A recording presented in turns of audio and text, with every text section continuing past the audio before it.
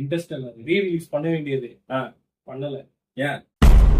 இளமையா இருக்கிறது அப்படின்றது நம்ம எல்லாருக்குமே ரொம்ப ஒரு பிடிச்ச விஷயம். அவங்களே எதிர்பார்க்காத அளவுக்கு பயங்கர அழகான ஒரு வெர்ஷன். இந்த படம் வந்து கம்ப்ளீட்லி அடல்ட்ஸ்க்கான படம் மட்டும்தான். இப்ப நம்ம சொல்றோம்ல பூமர் இஸ் ஜென்சி, அதுதான் அந்த படத்துல பாக்குற மாதிரி இருக்கும். கடைசி கிளைமேக்ஸ்ல அழுதுட்டு தான் நீங்க வெளியே வரணும்னா தாராளமா இந்த படம் நல்லா பார்க்கலாம். அவரு எப்படின்னாக்கா அந்த ஊரு கமல் மாதிரி ஏதோ ஒரு விஷயம் வந்து இருட்டுல ஓடி வந்து அவரை அடிச்சுட்டு தலையை இழுத்துட்டு போயிடுது. அது என்ன விஷயம்? பேயா இல்ல ஏதாவது மிருகமா? அந்த கொலகாரரோட கேபின் கூட்டு போறாரு. போய் பார்த்தா அவரே செத்து போய் கிடக்குறாரு. இந்த படத்தோட முக்கியமான யூனிக் செல்லிங் பாயிண்ட் இந்த படத்தோட கிளைமேக்ஸ் தான். வீடியோ ஆன் பண்ணியாச்சு, மைக்கை செக் பண்ணியாச்சு, லைட்டு பக்காவா வச்சாச்சு, கான்செப்ட் ரெடி, வீடியோ எடுக்கலாமா? என்ன வீடியோ எடுக்க போறோம் நல்லா கலகலன்னு பேசணும் இல்லாம ஏன்டா மூஞ்சி தோண போறோம் இருக்கு? அதான் இன்ட்ரெஸ்ட் அது ஆமா திருப்பி பாத்துக்கணும், சூப்பரா இருக்கும். ரீ-ரிலீஸ் பண்ண வேண்டியது பண்ணல. ஏன்? புஷ்பா 2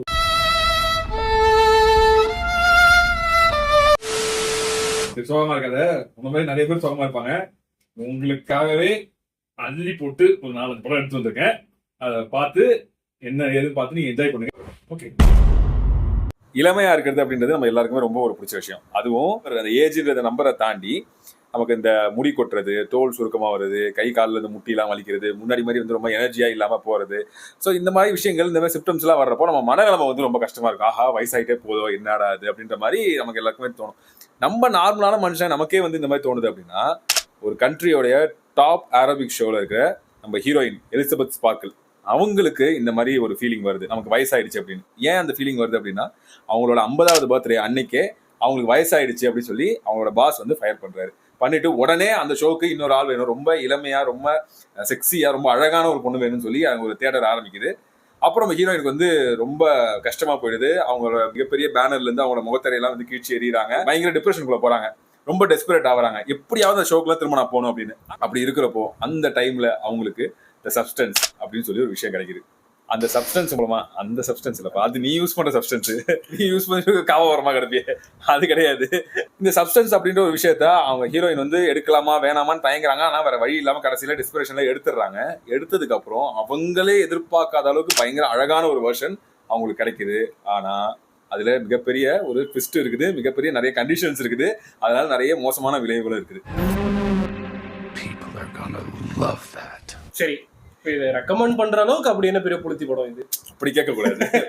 இப்ப இது ரெக்கமெண்ட்லாம் பண்றீங்களா? அப்படி என்ன நல்லா இருக்கு இந்த படத்துல? நம்ம வந்து எப்பவுமே ஜென்ஸ் தான் வந்து நிறைய உடம்பெல்லாம் வருத்திக்கிட்டு அந்த முடி கொட்டி உருவத்தை மாத்திட்டு நடிக்கிறதெல்லாம் நம்ம விக்ரம் பண்ணுவாரு. ஆமா, இந்த படத்துல அவ்வளவு மெனக்கெட்டு ஹீரோயின் கேரக்டர் வந்து பயங்கரமா நடிச்சிருக்காங்க. யங் வெர்ஷன் ஒருத்தவங்க இருப்பாங்க, ஓல்டர் வெர்ஷன் இருப்பாங்க.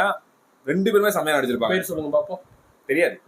நான் எலிசபெத் ஸ்பார்க்கிள் அந்த ஹீரோயின் கேரக்டர் பேரே இப்பதான் மனப்பாடம் பண்ணேன். ஆக்சுவலா எப்படின்னா, இந்த படத்துல வந்து நிறைய ரிப்பீட்டட் சீன்ஸ் இருக்கும். ஆனா அது எந்த இடத்துலயுமே போர் அடிச்சிருக்காது. பயங்கர இன்டென்ஸான சீன்ஸா இருக்கும். அது எல்லாமே சிம்பிளா ஒரு சிக்கன் அப்படி கட் பண்ற சீன்ஸை கூட அவ்வளவு இன்டென்ஸா எடுத்திருப்பாங்க. அண்ட் முக்கியமா ஞாபகம் வச்சுக்கோங்க, இந்த படம் வந்து கம்ப்ளீட்லி அடல்ட்ஸ்க்கான படம் மட்டும்தான். நிறைய கோரமான சீன்ஸ், அருவருப்பான சீன்ஸ் நிறைய இந்த படத்துல இருக்குது. எனக்கே வந்து அந்த டுவர்ட்ஸ் கிளைமாக்ஸ் போகும்போது ஒரு மாதிரி இப்படிதான் பார்த்துட்டு கண்ணை மூடிட்டு. அதை தாண்டி இன்னொரு முக்கியமான விஷயம் வந்து, நம்ம ரியல் லைஃப்ல நம்மள மாதிரி ஆட்கள் இருக்காங்க, நம்ம மக்கள் இருக்காங்க, அவங்களுக்கு இதுல சூப்பரான மெசேஜ் இருக்கு. லைக் இன்டைரக்டா ஒரு விஷயம் சொல்லியிருக்காங்க. இந்த படத்தை பார்த்து முடிக்கிறப்போ உங்களுக்கு அது நல்லா தெரியும்.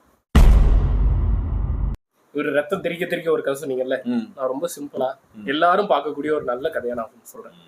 செருப்படி வாங்கணும். ஏஜ் லைக் அ ஃபைன் ஒயின்னு சொல்லுவாங்கல்ல, அந்த மாதிரி நிறைய பேருக்கு வயசு ஆக ஆகதான் அவங்க வாழ்க்கையில வந்து நிறைய நல்ல விஷயங்கள் நடக்கும். அவங்களே ரொம்ப மெச்சூர் ஆகுறது, நிறைய உலக விஷயங்கள் தெரிஞ்சுக்கிறது, ரொம்ப வயசு ஆகுறது, அந்த மாதிரிலாம் இருப்பாங்க. ஸோ அப்படிப்பட்ட ஒருத்தர் நான் ரிட்டையர் ஆனதுக்கு அப்புறம் ஜோக் பண்ணலான்னு வந்தேன். வயசாகி வயசாகிறவங்க அப்படின்னு சொல்லலான்னு வந்தேன். கண்டினியூ பண்ணு. நான் தான் எடிட் பண்ணுவேன். நான் கண்டிப்பா வைப்பேன். அப்படிப்பட்ட ஒருத்தர் தான் கதாநாயகன். ரிட்டையர் ஆயிட்டாரு. ஒரு 60க்கு மேலதான் ஒரு வயசு. அவருக்கு ஒய்ஃபும் ரீசெண்டா இறந்துருப்பாங்க. ஸோ வீட்டுல சும்மாவே இருக்க ரொம்ப போர் அடிக்குதே அப்படின்றதுக்காக இப்ப புதுசா ஒரு ஸ்டார்ட் அப்ல ஒரு ஸ்கீம் ஒன்று கொண்டு வந்திருப்பாங்க. வயசானவங்களையும் நீங்க ஒரு சிலர் வந்து இன்டர்ன்ஷிப் கொடுக்கணும் அப்படின்றது. அப்படி பண்ணா உங்களுக்கு ஒரு சில சலுகைகள் கிடைக்கும் அப்படின்றதுக்காக அதுக்காக ஒரு 4-5 பேர், வயசான ஒரு 3 பேரை அவங்க இன்டர்னா செலக்ட் பண்ணுவாங்க. அதுல ஒருத்தர் தான் நம்ம ஹீரோ. ஓகே, இப்ப நான் சொன்னேன்ல, வயசு ஆக ஆக விஸ்டம் அதிகமா வரும். இந்த வாய்ஸ் ஜோக் வரக்கூடாது. இப்ப நம்ம சொல்றோம்ல பூமர் இஸ் ஜென்சி, அதுதான் அந்த படத்துல பாக்குற மாதிரி இருக்கும். அந்த ஸ்டார்ட் அப்பே சும்மா ஃபுல்லா யங் பீப்புளா இருப்பாங்க. எல்லாம் அவங்களோட லைஃப் ஸ்டைல் வேற, அவங்களோட ஒர்க்கிங் கல்ச்சர் வேற மாதிரி இருக்கும். அவங்களோட லைஃப்ல இவர் உள்ள வந்து அவங்களோட வாழ்க்கையை எப்படி மாத்துறாரு. அந்த வைஸ் பிரசிடென்ட் ஒருத்தவங்க இருப்பாங்க, ஆன் ஹாத்வே, அவங்கதான் வைஸ் பிரசிடென்ட் ஒருத்தவங்க இருப்பாங்க. அந்த ஹீரோயினோட பேர் மட்டும் மனப்பாடம் பண்ணிருக்காங்க. அப்ப ஏதோ ஒரு சூத்திரம் இருக்குது. பேட் உமன், பழைய பேட்மேன், கிறிஸ்டியன் பேல் பேட்மேன். அவங்க வந்து அந்த கம்பெனியோட வைஸ் பிரசிடென்ட், ஸ்டார்ட் அப்போட வைஸ் பிரசிடென்ட். இவரால அவங்க வாழ்க்கை எப்படி மாறுது, இந்த யங்ஸ்டர்ஸால இவர் வாழ்க்கை எவ்வளவு அழகா மாறுது, அதுதான் கதை. பார்த்தா ஒரு மாதிரி கடைசி கிளைமேக்ஸ்ல அழுதுட்டு தான் நீங்க வெளியே வரணும்னா தாராளமா இந்த படம் நல்லா பார்க்கலாம். அருமையான படம். அதை தாண்டி வேற ஏதாவது முக்கியமா ஒரு selling point? Okay, feel good movie, அது ஒரு செல்லிங் பாயிண்ட். நான் சொன்னா ஒத்துக்க மாட்டீங்க. எனக்கு பிடிச்ச ஆக்டர் நடிச்சிருப்பாரு அவ்வளவு. யாரு? ராபர்ட் டெனிரோன்னு ஒரு ஆக்டர். அவரு எப்படின்னாக்கா அந்த ஊரு கமல் மாதிரி. ஓகே, பார்க்கலாம். பாருங்க மக்களே. சொல்லி முடிக்கிறதுக்குள்ள வாங்கி புடிங்க சொல்லணும்.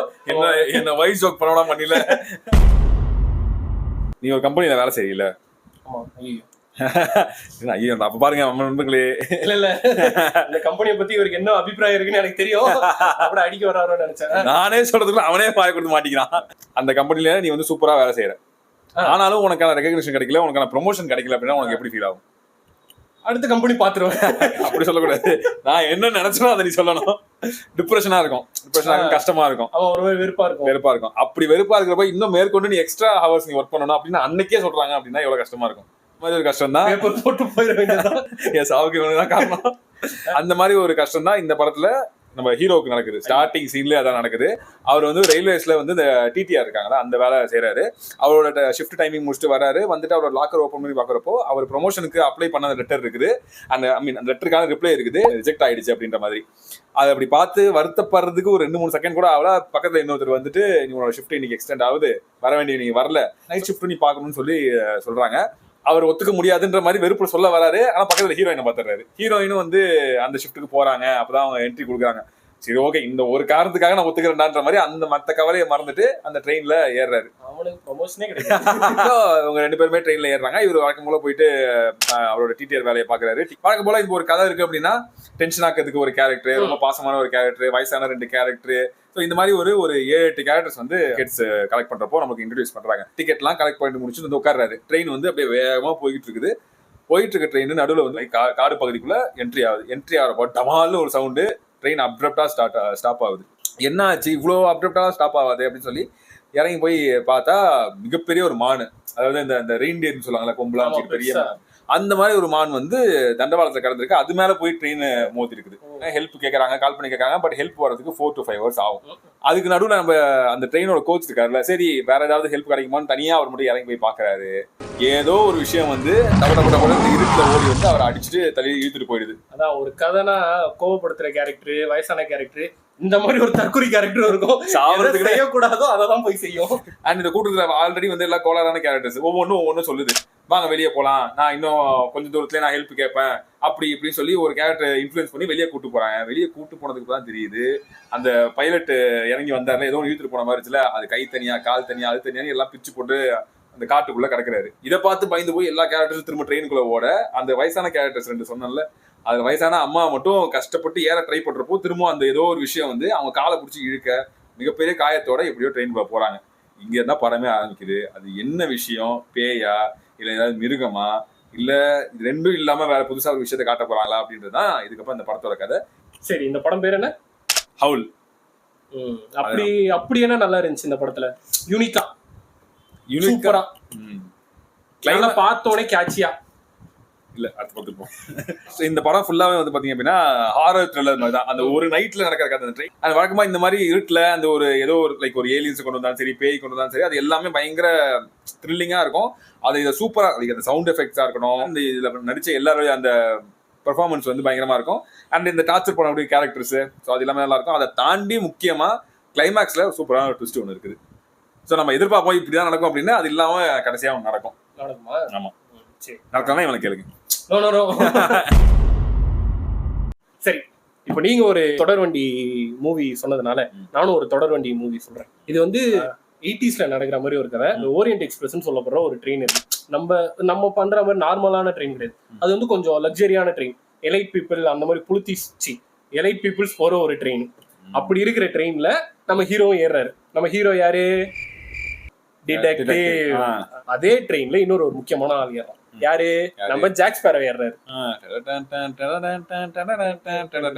இப்ப இன்னொரு ஏற ஆள் யாருன்னு பாத்தீங்கன்னா அவர் ஒரு கொலைகாரர். ஆக்சுவலா அவர் மேல ஏற்கனவே நிறைய கேஸ் இருக்கு.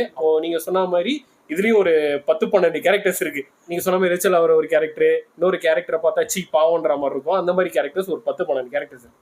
எல்லா கேரக்டர்ஸும் ஃபர்ஸ்ட் நைட் டைம் தூங்க போறாங்க, எல்லாம் செட்டில் ஆயிடுவாங்க. அடுத்த நாள் காலையில பாக்குறப்போ நம்ம ஹீரோவை அந்த ட்ரெயினோட ஓனர் வந்து கூப்பிடுறாரு, அந்த கொலைகாரரோட கேபின் கூப்பிட்டு போறாரு. போய் பார்த்தா அவரே செத்து போய் கிடக்குறாரு.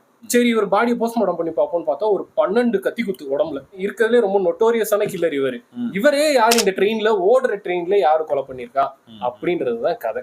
படத்தோட பேரு the murder on the orient express. சரி, இந்த படத்தோடைய யூனிக் செல்லிங் பாயிண்ட் என்ன? ஃபர்ஸ்ட் இந்த படம் வந்து ஒரு நாவலை பேஸ் பண்ணி எடுத்திருப்பாங்க. இந்த படத்தோட முக்கியமான யூனிக் செல்லிங் பாயிண்ட் இந்த படத்தோட கிளைமேக்ஸ் தான். அது கேவி ஆனந்த் படத்துல எப்படி கிளைமேக்ஸ்ல இதுவரை நீங்க பார்த்ததெல்லாம் ஒண்ணுமே இல்லைன்னு ட்விஸ்ட் கொடுப்பாங்கல்ல, அதே மாதிரி இந்த படத்துலயும் கடைசியா ஒரு ட்விஸ்ட் கொடுப்பாங்க. அது ஆக்சுவலா நாவல்ல இன்னும் சூப்பரா இருக்கும், இதுல கொஞ்சம் சுமாரா தான் இருந்துச்சு. ஆனா படமா பார்க்க நல்லா இருக்கும். அப்படி பொன்னியின் செல்வன் படிச்சவங்க எல்லாம் படம் நல்லா இல்லைன்னு சொன்னாங்களோ அந்த மாதிரி தான். அடிச்சுட்டான் மணிமாம்ச தாக்கிட்டான், அவ்வளவுதான். நான் செவனே தானா போய்க்கிருந்தேன். நண்பர்களே, ஒரு 25 வருஷமா இந்த படத்தை சொல்லணும்னு இந்த படம் வந்து தள்ளி தள்ளி போய்கிட்டு இருக்குது. ஒரு அழகான ஃபேமிலி, அப்பா அம்மா அண்ணன் தம்பி 4 பேருமே அவங்க கார்ல போறாங்க. எங்க போறாங்க? அவங்க புது வீடு வந்து ஒண்ணு பாத்துருக்காங்க, வாடகைக்கு பாத்துருக்காங்க. அந்த வீட்டுக்கு வந்து போறாங்க. இதுல அவங்க அண்ணன் பார்த்தா அப்படின்னா அதுதான் வந்து மெயின் கேரக்டர். லைக் வந்து பெர்ஃபெக்ஷனிஸ்ட். இவர் மத்தவங்களுக்கு இன்ஸ்பைரிங்கா இருக்காரு இல்லையா, அவரோட தம்பிக்கு வந்து ரொம்ப இன்ஸ்பைரிங். தம்பி எப்படின்னா காலேஜ் படிக்கிற ஒரு பையன், அவனுக்கு வந்து அண்ணன் மாதிரி ஆகணும், அதுக்காகவே நல்லா கஷ்டப்பட்டு படிக்கிற ஒரு தம்பி கேரக்டர். அண்ணன் வந்து எல்லாமே பெர்ஃபெக்ஷனா இருந்தாலும் அவன் உடம்புல வந்து ஒரு சின்ன வீக்னஸ் இருக்கு, ஒரு கால் வந்து ஒழுங்கா இருக்காது, நொண்டி நொண்டி நடப்பாரு. இப்படி இந்த 4 பேருமே வந்து அவங்க புது வீட்டுக்கு போறாங்க. புது வீட்டுக்கு போனா எல்லாம் ஹாப்பியா அங்க போயிட்டு சமைச்சு சாப்பிட்டு எல்லாம் இருக்காங்க. ஆனா அந்த இடத்துல ஒரு ரூம் ஒன்று இருக்குது மாடியில. அந்த மாடியில இருக்கிற ரூமுக்கு மட்டும் எக்காரணத்து கூட யாரும் போகக்கூடாது. சந்திரமுகில சொல்லுவாங்களா, எக்காரணத்துக்கு கொண்டும் தெக்காலக்கு திசைக்கு போகக்கூடாதுன்ற மாதிரி. அதுக்கப்புறம் என்ன பண்றாங்க, அன்னைக்கு நைட்டு எல்லாரும் வந்து தூங்க போறாங்க. எந்த ரூமுக்குள்ள போகக்கூடாதுன்னு சொல்றாங்களோ அந்த ரூம்ல சவுண்ட் கேட்குது. நம்ம தம்பி இருக்கா, தம்பி கேரக்டர், அவருக்கு வந்து பயமாயிடுது. ஏன்னா நைட் டைம்ல என்னமோ அங்க ஏதோ நடக்கிற மாதிரி இருக்குது, யாரோட நிழலோ அப்படி போயிட்டு வர மாதிரி இருக்குது. என்னடா யாருமே இல்ல, நீங்க அந்த ரூம்ல யார் நடந்துகிட்டு இருக்குன்னு சொல்லி திறக்க ட்ரை பண்றாரு. அந்த டைம்ல கரெக்டா அண்ணன் வந்து தடுத்துறாரு. அதான் போகக்கூடாதுன்னு சொன்னாங்கல்ல, ஏன் போற அப்படின்ட்டு. சரி வெளியே போயிட்டு வரலாம் அப்படின்னு சொல்லிட்டு வெளியே கூட்டு போறாரு. அந்த டைம்ல நம்ம அப்பா கிட்ட இருந்து கால் வருது, அண்ணனுக்கு கால் வருது, வீட்டுக்கு வர வேலை இருக்குது அப்படின்னு சொல்லிட்டு, தம்பி நீ அங்கேயே இரு, நான் முடிச்சுட்டு வரேன் அப்படின்னு சொல்லிட்டு இப்படி போயிட்டு ஒரு 5 நிமிஷம் கூட ஆகல. அந்த அண்ணன் கேரக்டர் யாரோ ஒரு குண்டு கட்டா ஒரு வேன்ல வந்து ஒரு கும்பல் வந்து கடத்தி கூட்டு போயிடுறாங்க. ஒரு கிட்டத்தட்ட ஒரு 19 நாள் ஆகுது. அந்த 19 நாளுக்கு அப்புறம் அண்ணன் கேரக்டர் வந்து ரிட்டர்ன் வருது. அப்படி வந்த கேரக்டர் பழைய அண்ணன் கேரக்டர் மாதிரி நடந்துக்கல. ஒரு கால் நொண்டின்னு சொன்னல, அந்த கால் ஒழுங்கா நடக்க ஆரம்பிக்கிறாப்புல, அவரோட பேச்சு செயலெல்லாம் வேற மாதிரி இருக்குது. ஆனா இது அப்பா அம்மா கேரக்டரும் கண்டுக்க மாட்டேங்கிறாங்க. ஆனா அந்த தம்பி கேரக்டருக்கு மட்டும் டவுட்டாவே இருக்கு, என்ன ஏதோ தப்பா நடக்கிற மாதிரியே இருக்குன்னு சொல்லி டவுட் இருந்துட்டே இருக்கு. இப்போ இந்த அண்ணன் கேரக்டர் திரும்ப வந்தார்ல, அவர் மேல தப்பு இருக்குதா, இந்த அண்ணன் கேரக்டருக்கு சப்போர்ட் பண்றாங்களே அந்த அப்பா அம்மா, அவங்க தப்பான கேரக்டரா, இல்ல இவங்க எல்லாம் தப்புன்னு நினைக்கிற தம்பி அவர் தப்பான கேரக்டரா அப்படின்றதுதான் இந்த படத்தோட கதை. இந்த படத்தோட யூனிக் செல்லிங் பாயிண்ட் வந்து 2 இருக்குது. நான் கேட்கவே இல்லை, நானே சொல்றேன், நீ எப்படி கேட்க மாட்டேன். எப்பயுமே பார்த்தா அப்படின்னா டுவர்ட்ஸ் கிளைமேக்ஸ், இதுக்கு முன்னாடி படங்கள் நம்ம சொன்ன மாதிரி டுவர்ட்ஸ் கிளைமேக்ஸா பயங்கரமான ட்விஸ்ட் இருக்கும், இல்ல பயங்கர இம்பாக்டான சீன் நடக்கும். ஆனா இந்த படத்துல நான் கன்ஃபார்மா 100% பெட்டு கட்டி சொல்லுவேன், இன்டர்வல்ல ஒரு ட்விஸ்ட் ஒன்று கொடுத்துருப்பானுங்க, அதை எவனாலையும் கெஸ்ஸே பண்ணிருக்க முடியாது. படம் அப்படி ஒரு ட்விஸ்ட் அடிக்கும், அப்படி ஒரு டேர்ன் எடுத்து வேற மாதிரி கதை போகுன்றது யாராலுமே கெஸ்ஸே பண்ணிருக்க முடியாது. ஆனா எனக்கு கிளைமேக்ஸ் விட இன்டர்வல் ட்விஸ்ட் தான் பயங்கரமா இருக்கும். இவனுக்கு தெரியும், தெரியாம தலையாட்டுறான். சொல்ல எனக்கு கான்ஃபீல் சேஸ் மியூசிக் சவுண்ட் மண்டையில அது ஒன்றும் பண்ண முடியாது. கான்ஃபீல் சேஸை விடுங்க, கிஸ்க் இருக்கு கேளுங்க. இந்த 5 படங்கள் வந்து சில படங்கள் நெட்ஃபிளிக்ஸ்ல, அமேசான்ல இந்த மாதிரிலாம் இருக்குது. சில படங்கள் நீ டவுன்லோட் பண்ணி தான் பார்த்தாகணும், வேற வழி கிடையாது. ஃப்ரெண்ட்ஸ், நான் உங்களை கஷ்டப்படுத்த மாட்டேன். நான் சொல்ற படம் எல்லாமே ஓடிடில தான் இருக்கும். இதை நான் சொன்ன படத்துலயே ஹவுல் அண்ட் ஃபர்காட்டன் 2மே வந்து ஓடிடில இருக்குது. அந்த ஃபர்ஸ்ட் படம் மட்டும் நீங்க வந்து டவுன்லோட் பண்ணி பார்க்குற மாதிரி இருக்கும். ஸோ இந்த 5 படத்தையும் பாருங்க. பார்க்கல அப்படின்னா சப்போஸ் அதை பார்க்கறதுக்குலாம் டைம் இல்லை தம்பி, நீங்களே வந்து எக்ஸ்பிளைன் பண்ணுங்கன்னு சொன்னா கூட நாங்க வந்து ஒரு படமா எடுத்து எக்ஸ்பிளைன் பண்றதுக்கு ரெடி. ஃபர்காட்டன் பண்ண மாட்டோம், ஃபர்காட்டன் பண்ணவே மாட்டோம். சோ இந்த வீடியோ பிடிச்சிருந்தா அப்படின்னா லைக் பண்ணுங்க, ஷேர் பண்ணுங்க. அந்த வீடியோல நாங்க சொன்ன படங்கள்ல எந்தெந்த படங்கள் நீங்க ஆல்ரெடி பாத்திருக்கீங்க, உங்களுக்கு அது எவ்வளவு பிடிச்சிருச்சு, ஒர்த்தா இல்லையா அப்படின்றத கமெண்ட் செக்ஷன் சொல்லுங்க. ஃப்ரெண்ட்ஸ், கங்குவா டீடைல்டு ரோஸ்ட் வேணும்னா சொல்லுங்க, ஓடிடில வந்துருச்சு, போடுறோம். நன்றி.